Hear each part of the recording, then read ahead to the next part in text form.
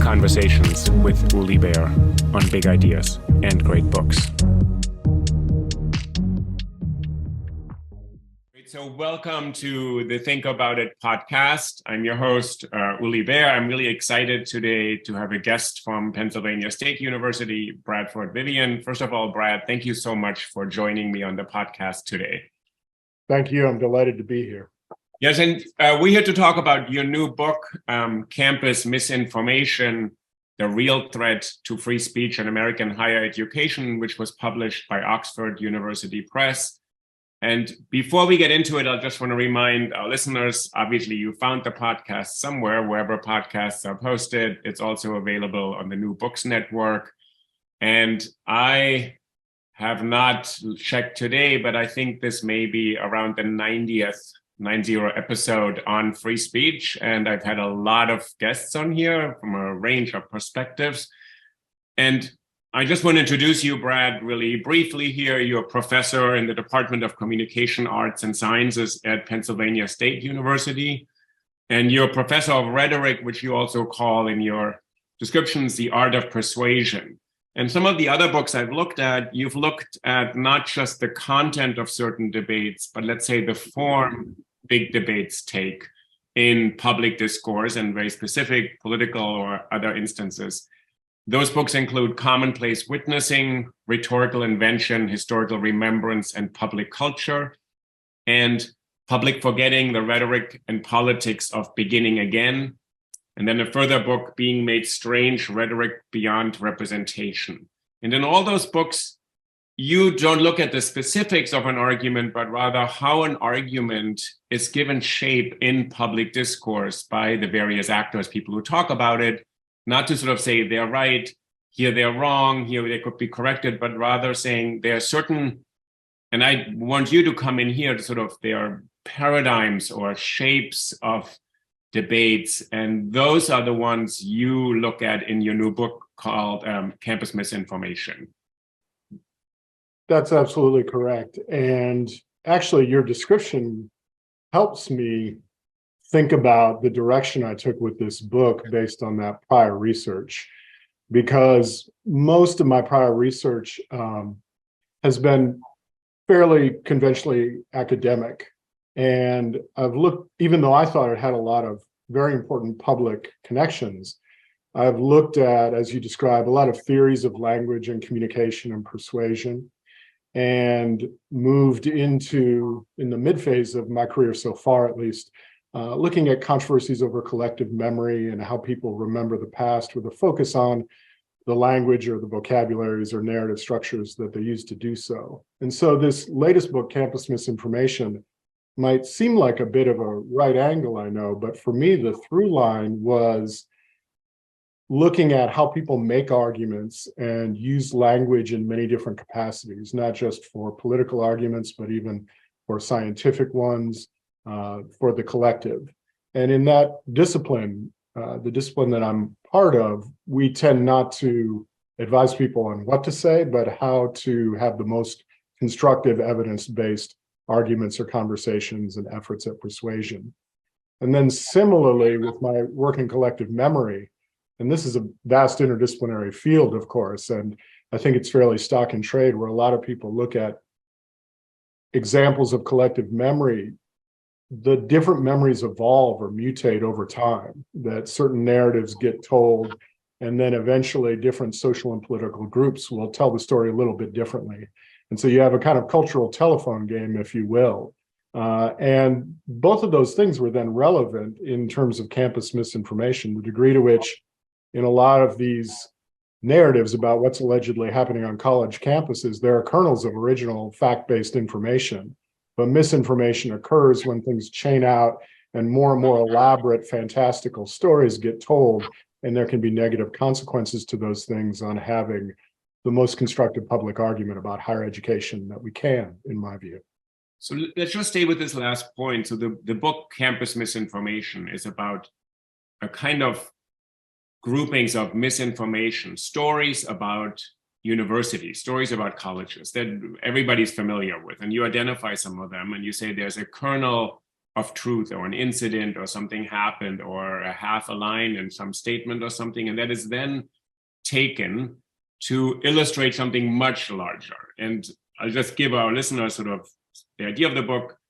Those include diversity in viewpoint, controversies, these ideas of trigger warnings and safe spaces where students are presumably told in advance that certain materials will be really difficult to handle and they can opt out of it, or the university as a safe space to protect you from potentially injurious, harmful, or offensive speech. Then declarations of emergency, where one incident is blown up and saying, this is a threat to all of society. This happened on a campus. If we let this go, this will just take down all of democracy. Pseudoscience, and mobs and shutdown. And I'll stop here because the last two chapters are kind of, you identify them, First Amendment issues and orthodoxy as sort of the ways in which all of these are framed. But what you said, all of these chapters usually refer to something that really happened, something that really exists. And I use the word really here. This is, let's just call it for a moment, they're facts. And then they become something in the hands of people and they tell a longer story. And the story, I think also has shifted a bit, but the story you identify is probably the last 10, 15 years or so, where universities have become the kind of stage on which to see the really big threats to democracy happening first.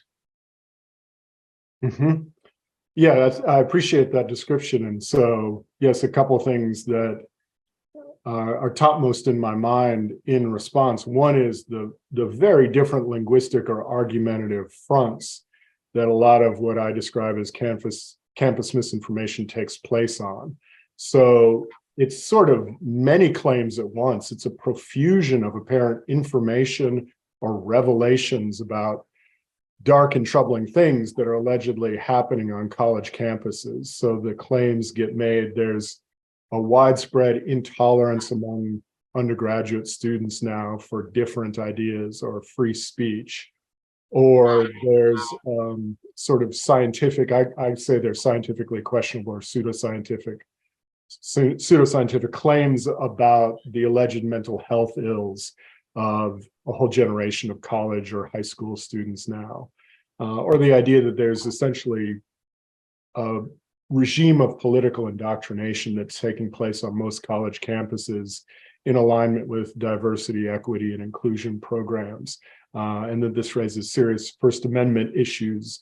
So already that's just a brief idea, but the upshot is that these narratives are throwing several different kinds of strong claims at once into public discourse to sort of just demonstrate the general alleged point that college campuses are now wild, sometimes potentially violent places that simply won't tolerate, sometimes by force, particular types of outside speakers or whatnot.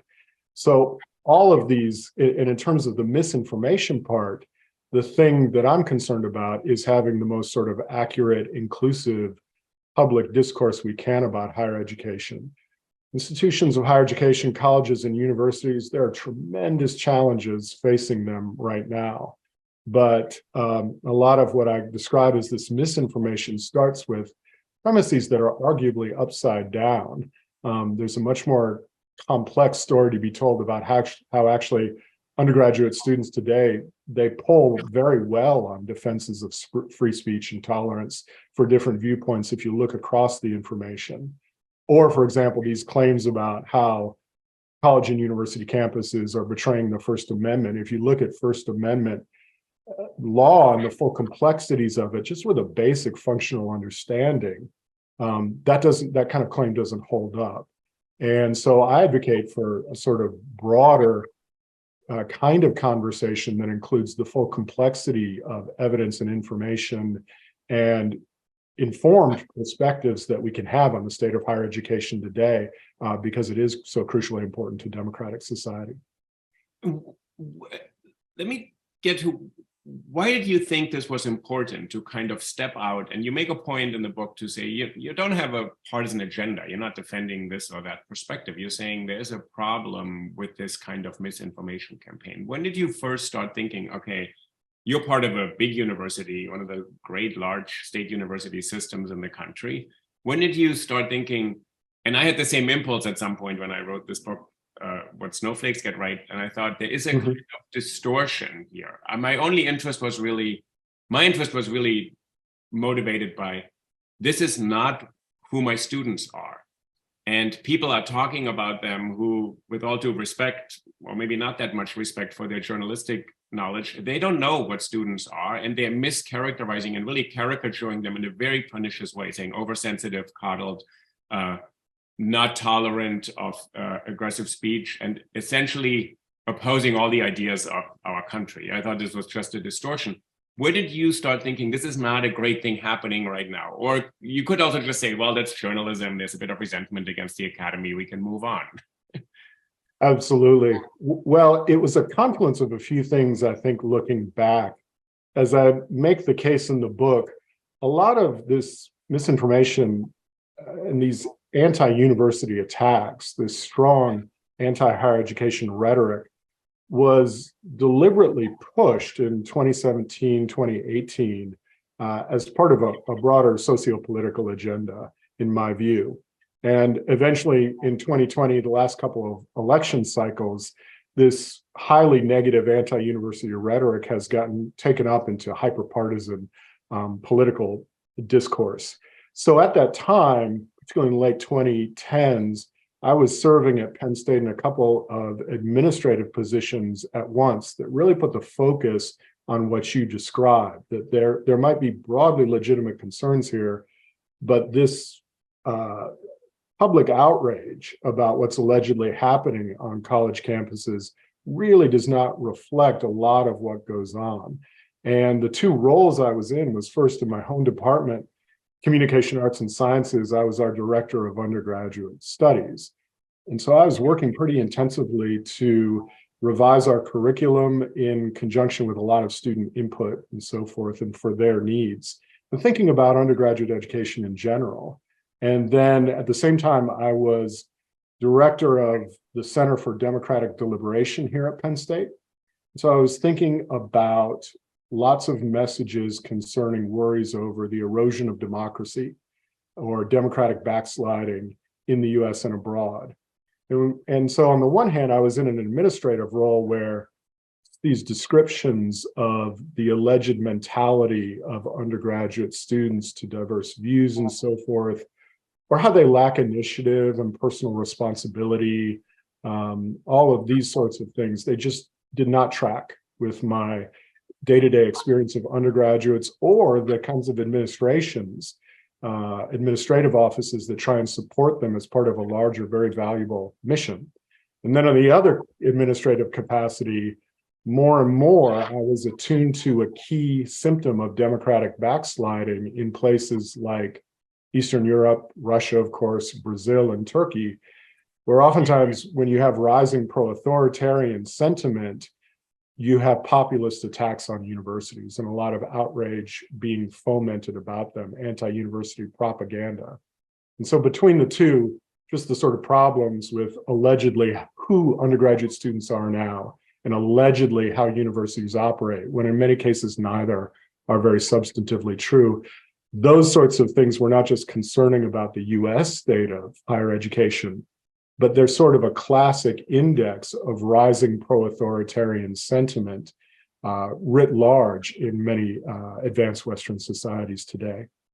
And what's your sense of what should the role of the university be? This is a really big question sort of in society. And before that, can you say one thing about what you mean by democratic backsliding, which is, I guess, not a full frontal attack on democracy, but something else that happens within democracy? Absolutely. More of just a broad description than a particular academic definition, but I think democratic backsliding is something that's oftentimes well illustrated by examples and indicating, well, people start to have less civil liberties, or particular hyperpartisan political parties will erode rules and norms for their specific benefit, corrupting institutions in the process. Corruption itself, sort of the integration of business and government leaders being beholden to non-public entities for their political power. And so among those sorts of examples, this is not me making a polemical argument, but I think it's fairly well proven throughout history. I try and consult some scholars in international relations and political science and historians to support the idea that attacks against universities are just a classic harbinger of rising political leaders or movements who don't want spaces of open debate, of cultural pluralism, of religious pluralism, and truly free expression of civil liberties, which is why attacks against universities are very effective tools oftentimes to whip up popular outrage, because they're such easy targets for saying, well, these elites are out of control and they need to be subject to stricter government power. And you often find that in alignment with attacks on the free press as well, because those places are among the more moderate, respectively speaking, in countries where at least some kind of democratic cultural pluralism has advanced. Well, so that segues into just my personal thinking on the mission of the university.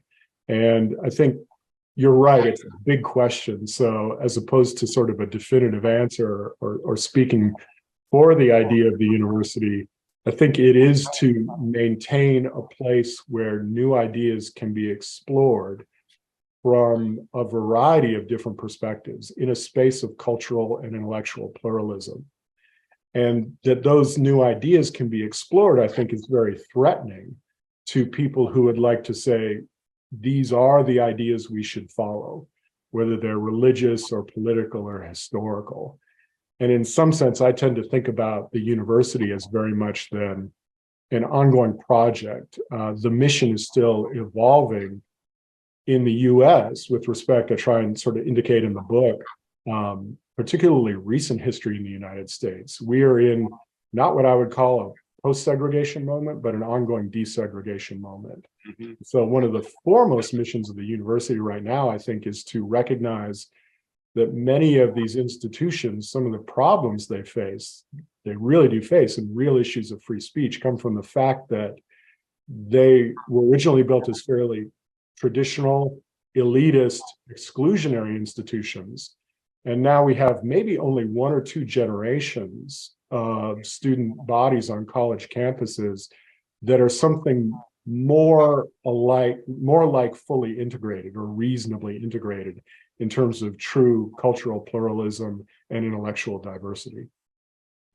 I picked that up in your book. You said there's a real challenge that this is maybe two generations after the, let's say, officially declared or let's say legalized desegregation. It was kind of court ordered really and not voluntary in many cases. And there's still been resisted and there's ways to circumvent it. And a couple of the issues that catch public attention are that unlike your description of the university as kind of generating new ideas and therefore contributing to a better functioning society, there's this idea that universities actually have now come upon this idea of equity, diversity, and inclusion, and it's a new orthodoxy, and that is kind of one of the governing principles of your book, how you say under this name of orthodoxy, a lot of people are attacking the university and saying the universities are not doing what they should be doing, is to produce new ideas, but instead they're imposing a particular mindset.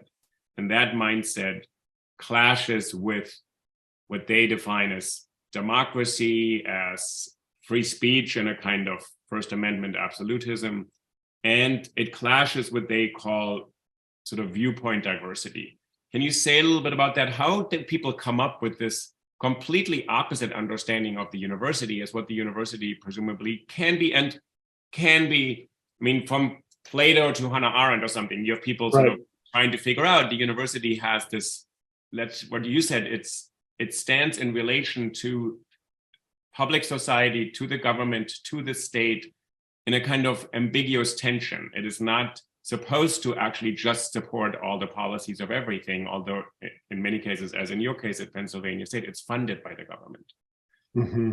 So how do they come up with this idea, and that the universities actually not just lost track, but is now promoting what they call a kind of agenda or ideology that goes totally counter to what democracy should be? They're not just saying it's a little bit undemocratic here and there. They're saying it really goes against everything we are. Absolutely. Well, I think that in many respects, that kind of narrative you're describing, the idea now that universities are hostile to viewpoint diversity and that diversity, equity, and inclusion initiatives have gone too far and that they are now discriminatory. That sort of narrative, I think, is a sort of distorted reaction to the turbulence that higher education really is undergoing right now. And I lean into, again, that notion of historical recency. These are institutions in times of great transition right now, and in socio-political turbulence where the idea of publicly funded education or higher education has been under assault for several years. So I think that's a reactionary response for the reasons I'll state. And I think you said it well in your own book early on that a lot of this really is about power.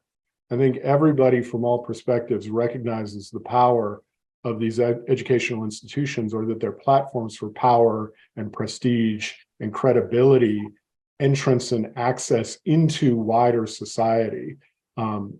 The degree granting institutions that we have in the US are enormously important because of how many kinds of credentials people need in order to work in various workplaces or succeed in civic life as a result of different forms of university education. So they're absolutely crucial gateways. That idea, that claim, is an echo back to the whole controversy over the civil rights era and the controversy over equal access to institutions and so forth. So the idea of viewpoint diversity, as you indicate, this is a leading terminology, or sort of what I describe as the key term that is on the top of the pyramid, if you will, for a lot of this discourse now, reactionary and what I find deeply cynical campus misinformation. The idea seems to be that, well, now we have reached a stage where we have enough diversity and inclusion in college campuses, and so now we need viewpoint diversity. And the definition, me just describing, not criticizing, the definition of viewpoint diversity there is that we need to have relatively ideologically balanced equal time among what I do describe as stereotypically partisan identities: conservative, liberal, libertarian, progressive, whatever it might be. So my objection to that idea is that it's actually not an expansion of a platform for expanding intellectual diversity. It's a contraction. It's to say that all these different measures, socioeconomic, quote unquote, racial categories and so forth, based on merit, of course, across the board, but that those categories don't matter anymore, should matter less, that somehow we've gotten to the state of good post-segregation. And so that now we should just have that ideological balance, and that should dictate admissions. That's a contraction on the one hand. And on the other hand, it's an abstraction. Because if you will just cast your eyes up and down all the different curricula that even a medium-sized university offers, you can search these online, anybody can, the vast majority of that doesn't concern partisan political perspectives at all. So if you teach the biology of fruit flies, I don't know what a liberal or conservative perspective would be on that. If you teach ancient Chinese archaeology, I don't think you can interpret the facts of the findings in the soil from a progressive or a liberal or a conservative libertarian standpoint, whatever it might be. So where this idea comes from, then I try to say, I think we should just be honest. This is a framework that has been applied to political journalism for a few decades now, that was a response to the increasing democratization and moderation and inclusion of US society writ large.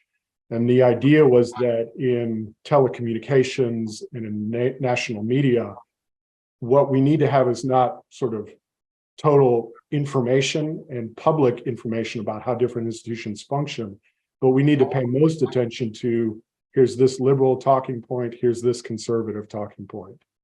And applying that kind of model onto university education is, again, both a contraction and an abstraction in a way that takes us further, I think, from actual rigorous multi-perspectival analysis of information, ideas, and knowledge.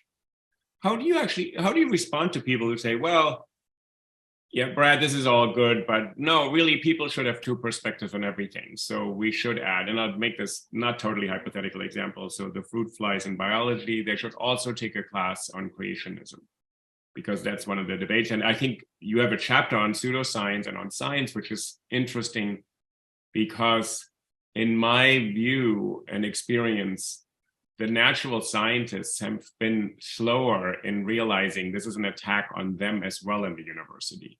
So when I wrote my book years ago, it seems years ago, people were like, well, that takes place in your types of departments, in literature and history, maybe social studies, media, art, those controversies, but we really don't pay attention to those controversies. I think after COVID and something has shifted. Well, what do you say to people who say, well, no, actually, the university should always also offer students the other perspective, and then they can choose? Is that kind of reasonable, or you're saying it's a kind of reduction or limitation of actually what happens in a university if you prescribe that? Great question. Well, on the one hand, my response in this specific case about the philosophy of viewpoint diversity applied to higher education would be, let's look at the results in US political journalism of the mentality that there are always two balanced sides to every story.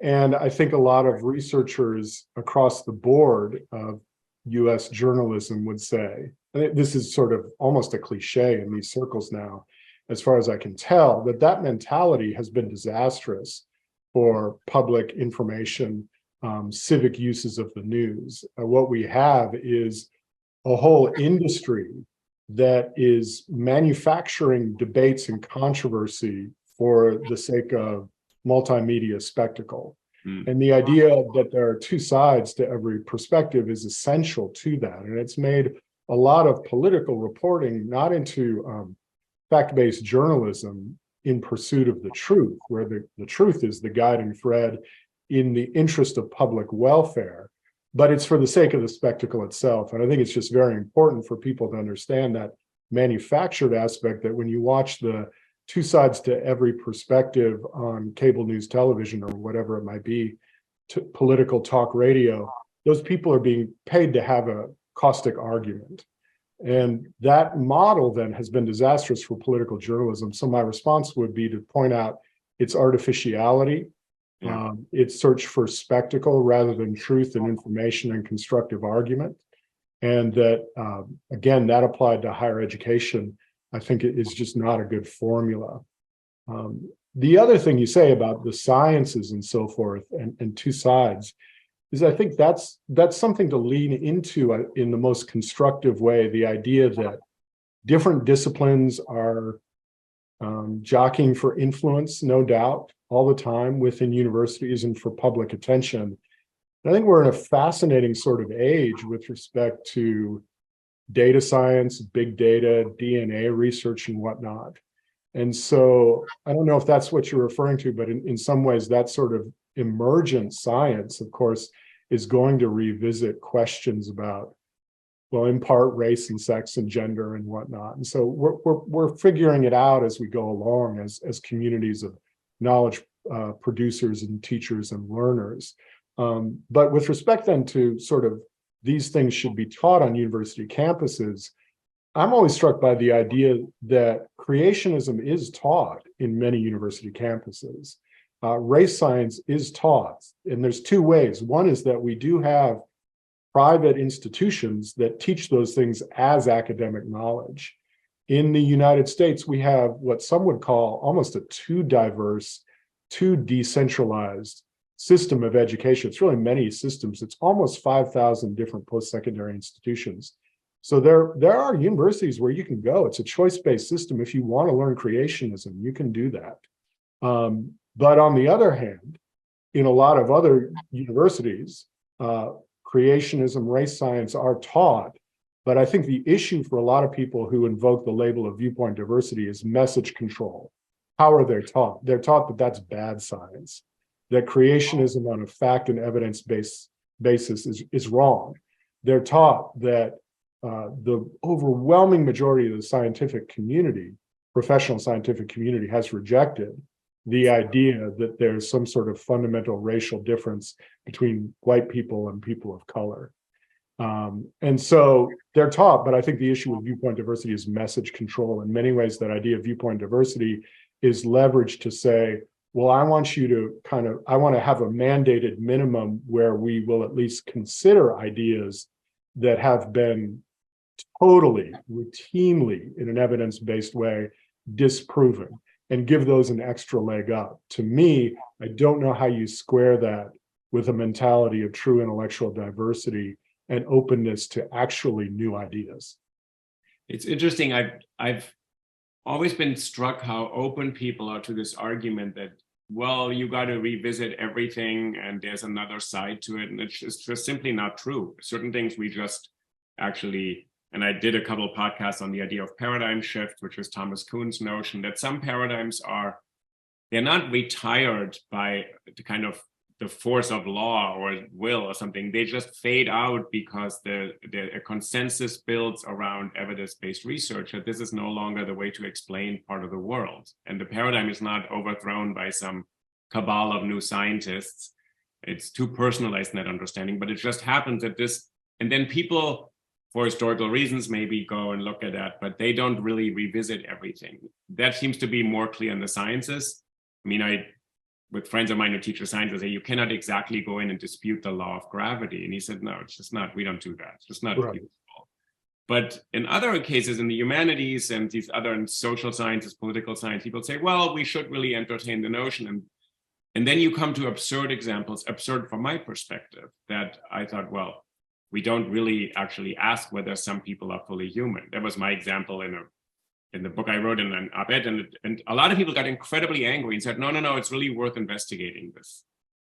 And I thought, first of all, I don't think it's worth investigating. And secondly, touches on this other point, which you bring up in your book as well, that actually interferes with who is able to participate fully in the university. And this goes back to your larger point of what is the university today versus, and the university has always been an institution of exclusion as much as inclusion. Right. So the gatekeeping function, you have to be credentialed, verified. I mean, if you talk to parents of teenagers today, all they obsess about is how do you get my kid into a university? Sure. It's not what keeps them, like what keeps them out is the most powerful mechanism. Once you're in there, how do you make them succeed? That's the second step. But this idea that every viewpoint must be examined over and over, isn't that part of why they're saying, well, that's what the university is about? And you should never shut down a student who says, well, I want to really understand whether people from this or that category are capable of doing this or that activity. Shouldn't you engage with that really and then say, well, let's look at this? Mm-hmm.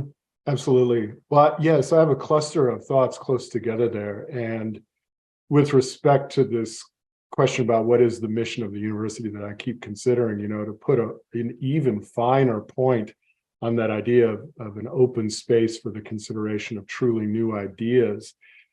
For the reason you cite, the university is kind of a perpetually evolving thing. The reason being, as you mentioned, that these retrograde, disproven, dehumanizing ideas, they come back repeatedly. If there's one thing that modern Western history teaches us is we're going to experience cycles where people will reach back and try and say the most dehumanizing things in updated, seemingly intellectually polite or scientific terms or with literary sophistication or whatever it might be.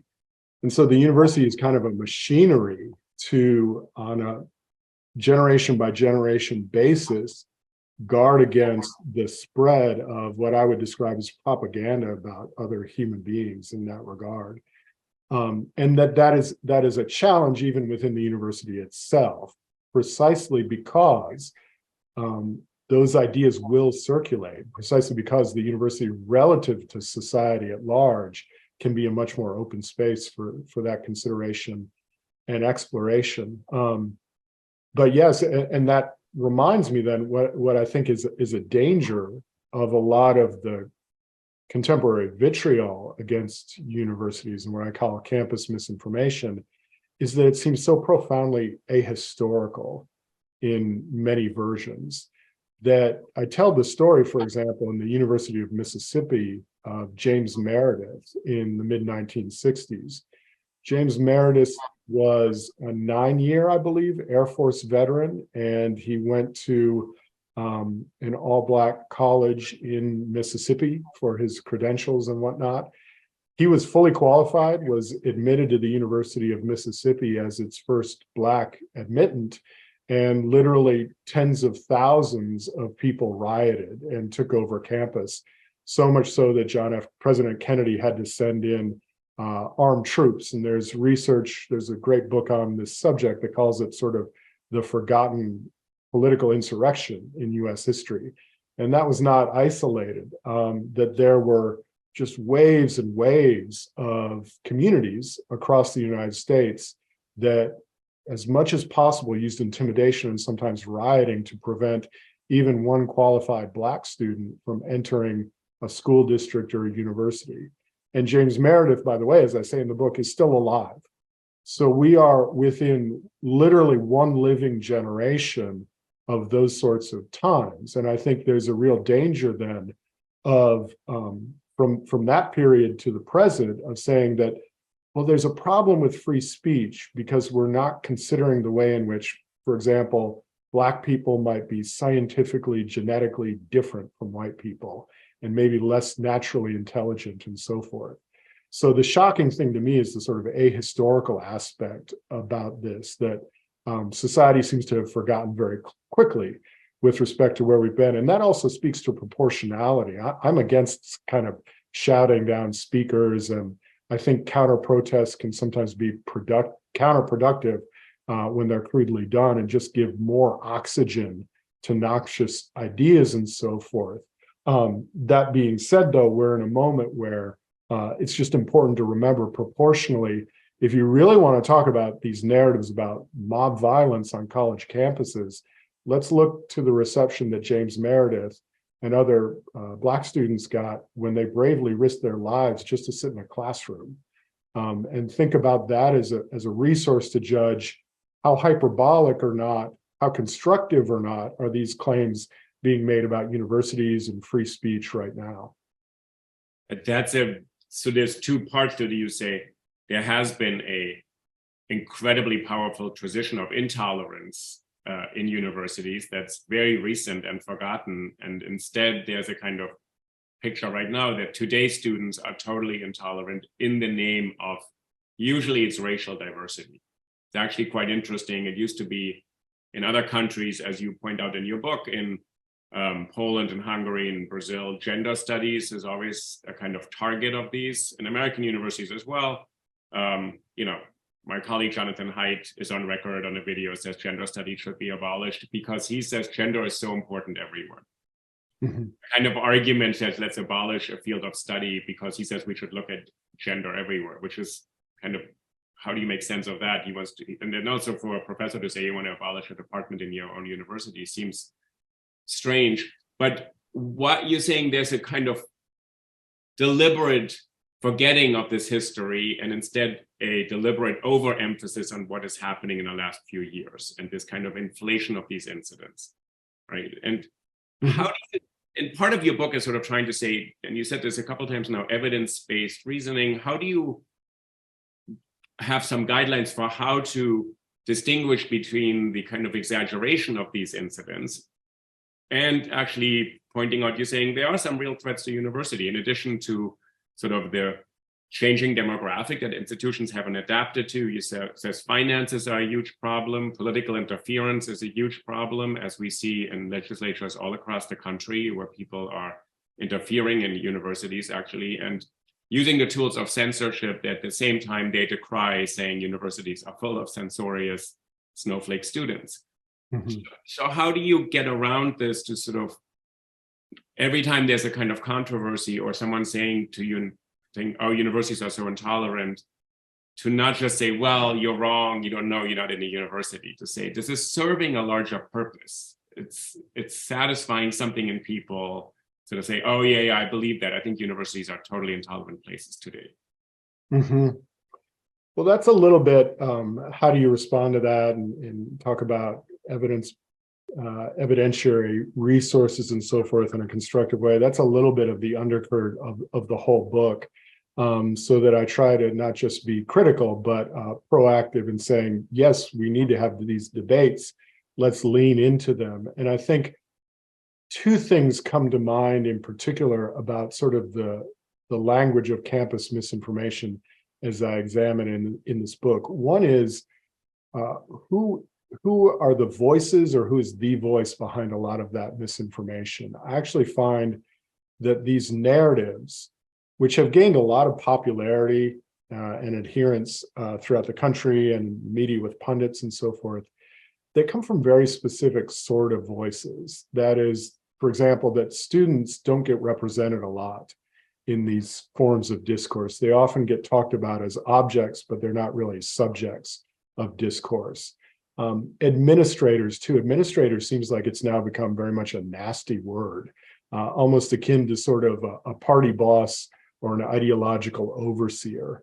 Administrators includes people in offices where they're literally meeting and interviewing with students who have been assaulted on campus, who are going through traumatic health concerns. Administrators also concerns people working. It's not as if these issues, these concerns with free speech and listening to everyone and balancing interests were invented in a newspaper op-ed. There's a lot of administrators who are doing just that in conjunction with faculty and students, and with good faith efforts and effectiveness as they can find it on a day-to-day basis. So evidence for me is the decades worth of experience that those people who work in universities in many capacities have. Evidence to me is what students actually think and what they're actually doing on campus day to day. And I think our discourse about higher education would be improved, at least to some degree, by basing it not just on kind of punditry style messages or public relations messages or sort of manufactured narratives by people who want to gain large online followings by raising these alleged warnings, but from actual people themselves in many different capacities. That's a kind of evidence for me that should be a valuable part of the debate. The other thing I would say, I lean into that idea of an evidence-based, more constructive discourse, because what counts as evidence in the examples of campus misinformation that I analyze, people play very fast and loose with it. And if you look at the kernels of actual information there, and you focus on that and not the elaboration into these sort of fantastical narratives, tells a very different story. And so one example I take on is the idea that is often cited is that, again, undergraduate students these days are hostile to different viewpoints and that they don't want to protect free speech. And that's why they themselves are a threat to the future of democratic society. Oftentimes, the evidence for this is maybe just one or two opinion polls or experimental pieces of survey research. And oftentimes, the headlines about how college students now don't respect free speech often hinges not just on one opinion poll, but one question in those opinion polls. And I know you've had Jeffrey Sachs on before, and his research into the data analysis is fantastic. Actually, if you look across the board at the survey research and compare college students' responses to various questions about, would you welcome this speaker, or would you object to this perspective or not? Younger college-aged people across generations, based on the full wealth of data, tend to be much more respectful of First Amendment rights or tolerant of them than other generations in US society. And US society as a whole actually polls better with respect to protections for First Amendment rights or tolerance for different viewpoints than some other societies, some other nations. So in a sense, it's about bringing in the full scope. Let's bring in historians. Let's bring in people in literature and the arts and so forth. Let's bring in administrators and students and not have the discourse represented only by kind of that op-ed style of writing and message circulation. sometimes we need fantastic op-ed writers. Sometimes it can be extremely reductive. It's two things at once. So let's bring in a lot. And also let's develop sort of an awareness as a public to scrutinize these messages, because the evidence is there. It's just being misused in some wild ways.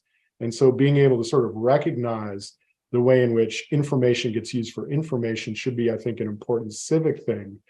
Because for the reason I said earlier, oftentimes these attacks on universities are harbingers of trying to curb civil liberties in other ways. So I think this should matter to everybody. I want to touch on one point you just said, that what I always found is, well, not always, but I found a lot of times journalists who've written about this are not deeply aware of what happens in universities. And I can't blame them. They don't teach there, they don't spend a lot of time. They interview two people. Maybe they, as you said, not very frequently speak with students, and in some ways tend to dismiss students' experience. And I think what's also absent, because it's very hard to capture, is what happens in the classroom. And I think a lot of it is also about good or bad teaching. And as a teacher, there are moments when something is said in class and you can sense that this is actually silencing some people in a non-productive way. So how do you keep those people in conversation while someone said something that some people just feel, I don't want to respond to this, or I don't want to be this spokesperson for this experience, etc. As a teacher, it's complicated, and you can work with that. It doesn't mean you can say, let's keep on talking about the subject, or can you say something about that this. But I always thought journalists have another kind of professional problem. They're defending the First Amendment because the First Amendment is also used to protect the press. And I think sometimes, I think I talked to Stanley Fish and Robert Post, who's a constitutional scholar at Yale and was the dean of the Yale Law School. He said, and you quote him in the book, he said, the First Amendment is not quite the right lens to look at speech controversies in universities. It applies only to a very limited extent because academic freedom is something different, teaching is something different, scholarly pursuit of knowledge is something different. And Stanley Fish said to me, look, Willie, journalists are defending their own terrain here, and they're using the university, and they're terrified for good reason that their First Amendment protection will be revoked. But they confuse this. He said a few other things about journalists, the kind of resentment against the university.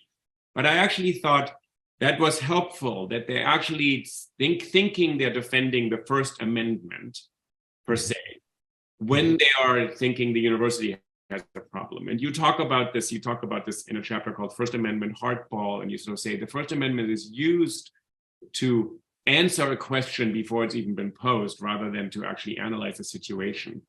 Can you say a bit more about what that is? And it's very tricky, and I've had so many constitutional scholars and who've been so gracious to talk to me, because I'm not a legal scholar, and I have had, the deans of Berkeley, Erwin Chemerinsky, or, Schauer, or Eugene Volokh. Eugene Volokh, actually, who's a conservative in a certain way, said to me, I said, what would change if universities started prohibiting certain kinds of speech? He said, nothing. I said, what do you mean? He said, well, the world would still go on, and the United States would still be a free country, and the First Amendment wouldn't be abolished. And I said, well, he said, yes. He said, things change. This is an interpretation of a law. It's not the reality, the only permissible reality. He said, we adapt to things. I thought that was really useful, because the First Amendment is often used as, we either have it or we don't. And if we have it, we live in a free democracy. And if we don't, it's the end of civilization. There's a kind of this absolutism. So can you unpack that a bit, how that comes in? And as I said, I'm not a legal scholar, so I know the First Amendment as much as most other people. And, so I don't know. Same here. Yeah, I've tried to learn as much as I can over the last couple of years. So, and thankfully, everybody has tolerated my questions so far. Right. Well, yeah, a really important and complex question. And your comments on teaching are also, I think, apropos here. So with respect to journalists and how teaching gets covered in the First Amendment, one thing I do want to work in is the idea that there's some fantastic investigative reporting on higher education, and many journalists just create a wonderful public contribution through that mechanism. And I think what you're describing comes into play in terms of journalists or opinion writers, more specifically, who think of themselves as kind of authoritative public commentators. And there's nothing wrong with that. It's a wonderful way if you're successful in that. And they're oftentimes incredibly learned. But I think we're in an age where if you're on a relatively traditional platform, like you have a weekly op-ed in a national newspaper, or you have a very strong ideological bent in this particular age with more democratized kinds of media and so forth. You can do Twitter feeds, you can do websites, you can do podcasts and so forth. It's very difficult in this climate to sort of control messages and to dictate thought and commentary. And I think that's the issue. That's the resistance point, potentially, whether it's acknowledged or not, with some types of journalists and the university, is that they're used to saying things in very declarative ways, particularly boiled down to, well, there's this dominant political stereotype in that one. But when you get that into the university teaching and research space, we, of course, like to take things apart and take them apart from a variety of different angles and add nuance and maybe challenge those sorts of broad declarations. So I think there's some friction there where these are sort of institutions that have been traditionally about giving prestige to those sorts of professions where you're the authoritative public commentator on behalf of society. And now we're in a much more democratic, increasingly democratic, decentralized space, interdisciplinary spaces, where some of those broad pronouncements might not get the sort of automatic adherence or prestige that they normally do. And so I think when you mistake that resistance or disagreement or readiness to critique and raise other ideas, when you interpret that as an infringement on your free speech, I'm speculating a little bit here, but I think that's maybe where some of the cognitive dissonance comes from. And so a lot of these narratives that I'm concerned about, they play what I call First Amendment hardball with respect to college campuses in the following sense, in that they sort of narrow what free speech allegedly means, or what liberties, true spectrum of liberties, the First Amendment actually protects. And so that the concern over free speech becomes literally, am I able to give a speech on a college campus without some sort of organized protest? Or am I able to give a speech where people aren't going to vociferously disagree with me? The First Amendment protects counter speech as much as original speech itself. And so First Amendment hardball for me refers to an idea in political science known as constitutional hardball, where political scientists have studied the ways in which political parties, hyperpartisan groups will interpret laws and regulations and policies and norms to say, well, they no longer apply to everybody. There's this sort of specialized understanding that applies to just sort of the circumstance where I can use that as a tool to consolidate my power. And you get technically things that are allowed by a constitution then, where the Constitution just becomes identified with one party or movement. And that idea, I think, of free speech hardball is very much about the narratives we've seen on college campuses. Just because you meet counter speech or nonviolent protest, even large-scale vociferous organized protest, that is speech under the First Amendment every bit as much as the original act of speech itself. And so I think it would be great to have a sort of a conversation then about what free speech truly means in these open spaces. It means speaking back, it means dissent, it means criticism and questioning of authority, and rejecting automatic deference to traditional symbols of prestige as much as anything else. It's interesting that if free speech includes dissent, disagreement, very impolite, raucous interruptions. Jeremy Waldron, who I've interviewed as a First Amendment expert, constitutional lawyer, teaches at NYU, he said, heckling should absolutely be protected in the university.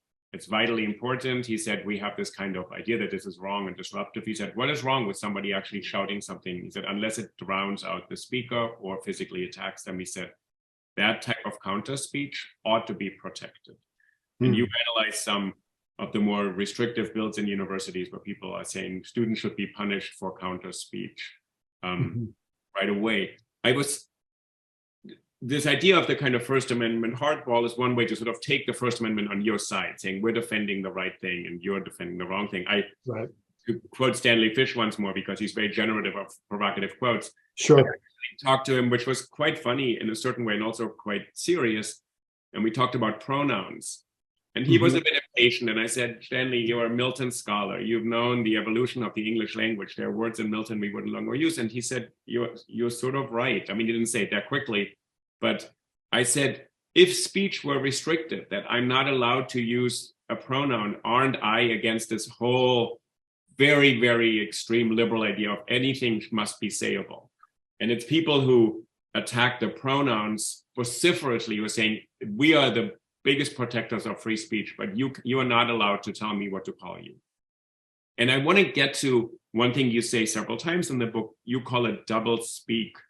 In the chapter on orthodoxy, you say there's a kind of manufactured outrage about this orthodoxy on college campuses that goes hand in hand with people saying there are all these fields of study that shouldn't exist.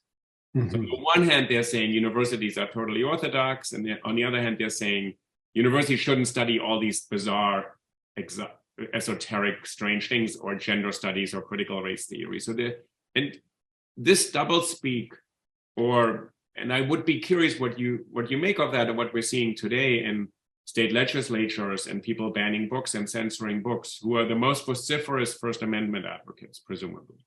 How do you actually address or unpack that, what you call doublespeak or contradiction, or if you want to call it hypocrisy? I think hypocrisy is problematic because it's such a morally loaded term. Yes. Yes. And so a couple of things in response. And one is I'm mulling over that idea of should heckling be permitted or not. And that, right. How much heckling? Right. I don't know that I would ever recommend hard and fast rules on that. But what I would say is that everybody, and this is coming around to your question about orthodoxy and pronouns and so forth and different disciplines, is that I would love to inject a vocabulary along with these broad mantras about free speech, a vocabulary of ethics and responsibility here. And this, it seems to me, is important in terms of the university system as well. And a notion of responsibility or ethics could cut in several different ways. So on the one hand, those who are invoking these broad mantras about free speech and how the university setting doesn't accommodate new or different or orthodox ideas, oftentimes try to point to these examples in the book, oftentimes the people saying that are intentionally trying to incite discord and maybe even violence on college campuses and create some sort of spectacle or sensation that then gets taken up in political circles. And so those who are invoking the mantra of free speech, my question would be, if you care about the community of the university, and if you really do think it's a place for the open exchange back and forth of ideas, what kinds of responsibility are you assuming or not when you try to use the mantra of free speech as a cudgel, as a wedge to intentionally foment conflict and hyper-partisan spectacle? And then on the other side, yes, I think there's a sense of responsibility and ethics to how people use counter speech or protest. There are better or worse ways to do that. One thing about the nonviolent organizing of the civil rights movement, and for many different movements since then, is that training in those sorts of practices of counter speech and protest to figure out what the most effective ways to do that is required. We need de-escalators, diffusers, rechannelers of that kind of back and forth invective, not people who are going to invoke counter speech just to meet an attempted conflict with another conflict, if you will. So in those regards, then, the idea that the university itself, sort of overweening orthodoxy, has overtaken it, and how do we kind of counter this doublespeak? I think that more information, more public information about how institutions of higher education operate is the better. Again, from many different perspectives. If I had a wish list, I can't make this happen because I think campus misinformation is here to stay. It's just too much. It's become too much of almost a cottage industry of a lot of sociopolitical punditry and hyper-partisan invective. But if I had a wish list, we would replace that sort of manufactured outrage with a broad public dedication to figuring out, well, what does happen on college campuses on an ongoing basis. And one thing that does happen is every week, across almost 5,000 different institutions in the US, thousands of different speakers from across the ideological spectrum will be hosted without incident. And not just ideological speakers, but you have people speaking on all different topics almost every evening in large university campuses like mine, in multiple spaces, students organizing themselves, faculty organizing themselves to share ideas, artistic performances, efforts at community outreach. So that's kind of basic information. And if you understand that basic information, then it's very difficult to say, well, there's one ideological cabal dictating what gets said and what doesn't get said from a radical political perspective on any given college campus. And I'm willing to concede a lot of campuses and hierarchies are very much wrapped up in what might feel like an orthodoxy or a groupthink at some times. Others are very good at managing those circumstances. But if you say that, you're not saying anything particularly special about universities as hierarchies, you're just describing hierarchy and fairly typical human interactions. So yes, more information, not so much manufactured outrage would be for the best, I think. I think what your book does, what's useful, is also more self-awareness for universities. When something happens, and the amazing thing about universities for me is, and I was in the administration for a very long time, something new happens every day. You just never really know what your day is going to be filled with. It's very strange. You think this could happen, someone would do this. And what you're giving people, I think, in this book, Campus Misinformation, a bunch of frames in which to understand when something is happening. And then it takes off on social media or in other legacy media or in publications or something. And you can say, this fits a pattern. This actually will run this course. It's now, these terms are now being used. Here's orthodoxy, here's viewpoint diversity, this is an emergency, this is the end of civilization. If this happened, this is a safe space, this is calling, all these terms which have been used, and you actually described, they have been kind of normalized over time for a specific purpose.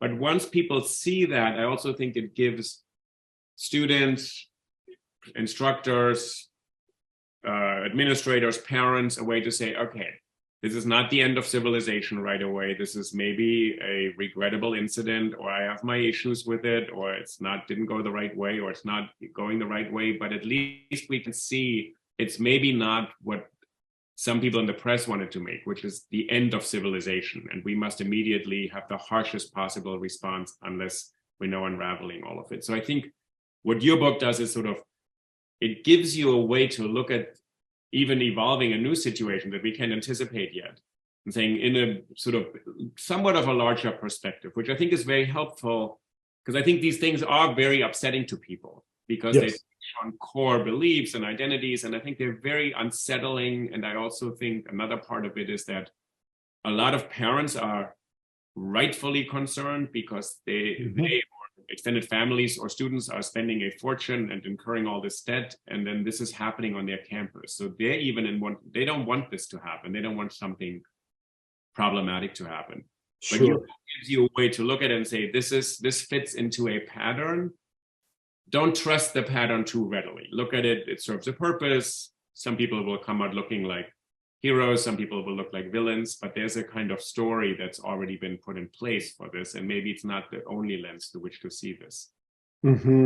Yes, and I think we're in a really important moment. We're in a tremendous moment of transition with respect to what gets taught and how it gets taught on universities for the sort of ongoing, what I call the ongoing desegregation era I mentioned earlier, but also the student body is changing. The economic models of how universities are run is changing. The political status of universities with respect to state legislatures is changing. And so universities really are proof that democracy is very difficult, that in many respects, you will find many things on university campuses that from a subjective standpoint, you might not like. You might not like that this discipline now exists, or there's this program and so forth.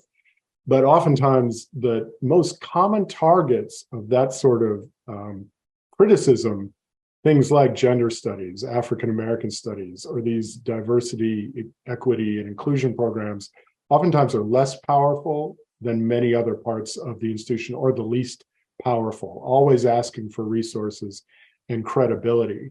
And so democracy is a context where the things that are best about it for the system overall is a circumstance where you're being asked to tolerate things you don't like and coexist with them and treat them with at least basic respect and dignity and professionalism for the ethical responsibility of the community as a whole.